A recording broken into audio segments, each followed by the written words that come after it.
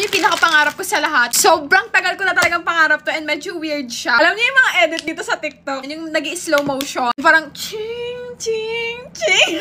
Sigurado ko alam niyo yun yung edit videos. Yung parang mga nag-i-slow motion tapos may kanta. Like just in case lang na may magawa no. Gusto ko yung kantang gagamitin niyo is yung Streets by Doja Cat. Yung you like you.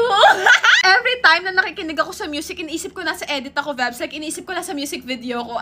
So, kung makita yung sarili ko na nag-slow motion ako, tapos may mga umiilaw-ilaw na effect na ching, ching.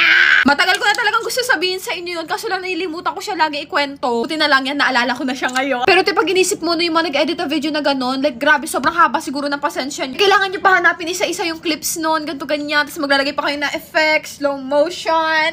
Pero wait lang, maghihilamos lang ako. Wait lang, paghilamos na ako. Ano ba, chichik ako sa inyo kanina? Ayun, naalala ko na. Like, kanina may napanood akong video. Para siyang edit. Sa akin, para siyang edit. Tapos nakalagay doon, ka-video call ko na naman sila. Something like that. And tawang-tawa talaga ako doon, te. Like, tuwang-tuwa talaga ako doon kanina. Kasi feeling ko talaga, like, feeling ko friends talaga tayo. Like, feeling ko best friends ko kayong lahat. Feeling ko rin talaga kapag nag-video ko ng ganito, feeling ko talaga ka-video call ko kayo. Pero walang nagsasalita. Parang ako lang nagsasalita. Parang ako lang yung nagchichika. Parang ako lang yung nagchichismis. Ganyan. Pero same lang din tayo ng nararamdaman. Anyways, kanina nagpunta kami ng Olongapo. Namili ako ng hikaw.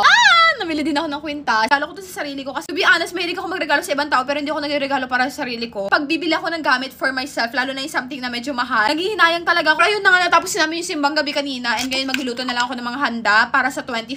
Ay, nahanap na ako ni Brick sa baba. Magluluto na kami guys. Mwah! Bye! Merry Christmas!